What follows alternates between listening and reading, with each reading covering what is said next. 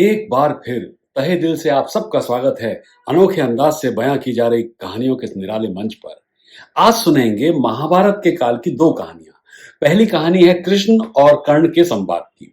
संवाद कुछ यूं शुरू होता है जब कर्ण भगवान कृष्ण से पूछते हैं, मेरी माँ ने मुझे उसी क्षण छोड़ दिया जब मैं पैदा हुआ था। हे केशव, क्या यह मेरी गलती है कि मैं एक नाजायज बच्चा पैदा हुआ?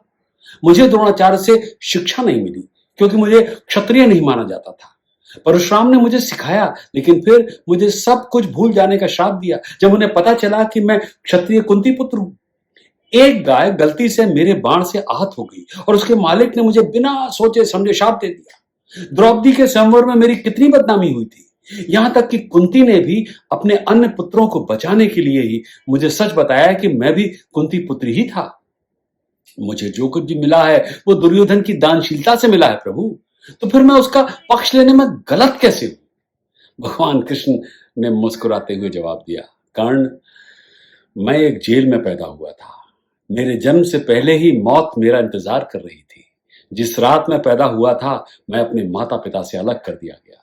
तुम बचपन से ही तलवारों, रथों, घोड़ों, धनुष बाणों का शोर सुनकर बड़े हुए। इसके पहले कि मैं चलना सीख पाता, मैं अपने आप को मैंने गाय के झुंड और गोबर के मध्य पाया। छोटी सी उम्र में मुझ पर न जाने कितने प्राण घातक हमले हुए। ना तो किसी ने मुझे औपचारिक शिक्षा दी और ना ही युद्धाभ्यास की जानकारी। अलबत्ता मैंने लोगों को यही कहते हुए सुना कि मैं उनकी सभी समस्याओं का कारण हूं। जब तुम सभी को तुम्हारे शिक्षकों द्वारा तुम्हारी वीरता के लिए सराहा जा रहा था ना, तब तक मैं अशिक्षित ही था। 16 साल की उम्र में ही जाकर मैं ऋषि सांदीपनि के गुरुकुल में शामिल हो पाया। मुझे अपने पूरे समुदाय को जरासंध से बचाने के लिए यमुना के तट से दूर समुद्र के किनारे तक जाना पड़ा। मुझे भागने के लिए कायर कहा जाता है। यदि दुर्योधन युद्ध जीत जाता है तो तुमको बहुत श्रेय मिलेगा। धर्मराज के युद्ध जीतने पर मुझे क्या मिलेगा कर्ण? युद्ध और सभी संबंधित समस्याओं के लिए केवल दोष। एक बात याद रखना कर्ण, जीवन में हर किसी के सामने चुनौतियां होती हैं। जीवन किसी पर भी उचित और आसान नहीं है। कोई फर्क नहीं पड़ता है हमें कितनी बार अपमानित किया गया, कितनी बार हम गिरे। जो महत्वपूर्ण है वो ये है कि उस समय हमारी प्रतिक्रिया कैसी थी। जीवन में हमारे साथ हुई अनुचितताएं हमें गलत राह पर चलने की अनुमति नहीं देती। जीवन के रास्ते में कठिनाइयां अवश्य आती हैं कर्ण, मगर यह याद रखना कि हमारा भाग्य हमारे द्वारा पहनी गई पादुकाओं से नहीं बनता है, बल्कि हमारे द्वारा उठाए गए कदमों से। कहानी खत्म। उम्मीद है आपको महाभारत काल के संवाद पसंद आया होगा। अगली कहानी भी महाभारत के युद्ध के दौरान का एक संवाद ही है। कहानी है शरशैया पर लेटे भीष्म और द्रौपदी की। महाभारत का युद्ध अंतिम दौर में था। भीष्म पितामह शरशैया पर लेटे थे। युधिष्ठिर अपने भाइयों के साथ उनके चरणों के समीप बैठे थे, उनका धर्मोपदेश सुन रहे थे।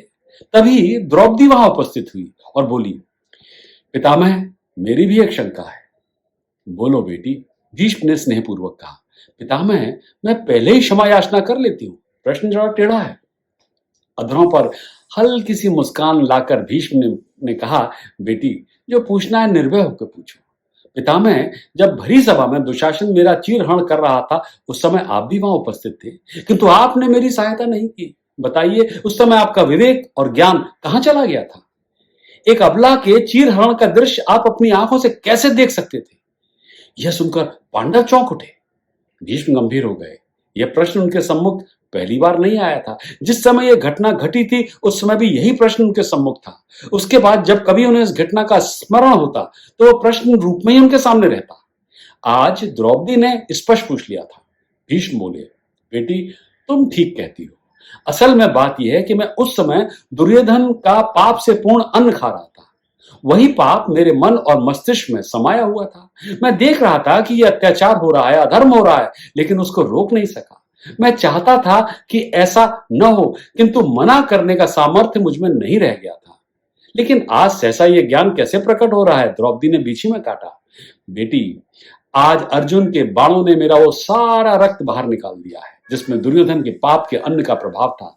अब तो मैं रक्तविहीन प्राणी हूं, इसलिए मेरा विवेक आज सजग है। मेरे शरीर से पाप के अन्न से बना रक्त निकल गया है।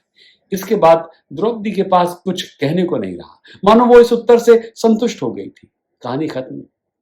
क्या कह गई ये कहानी? यह कि जब हम पापियों का साथ देते हैं, उनका नमक खाते हैं, तो ना चाह कर भी हम उनके गुलाम हो जाते हैं। हमारा विवेक नष्ट हो जाता है, हम अपनी अंतरात्मा की आवाज नहीं सुन पाते हैं और पाप में भागीदार हो जाते हैं। अगली बार एक और नई कहानी ऐसे ही अनोखे अंदाज में, और अगर चैनल को आपने सब्सक्राइब नहीं किया है तो इसमें आप ही का नुकसान है। आप वंचित रह जाएंगे नई कहानियों के अलर्ट से।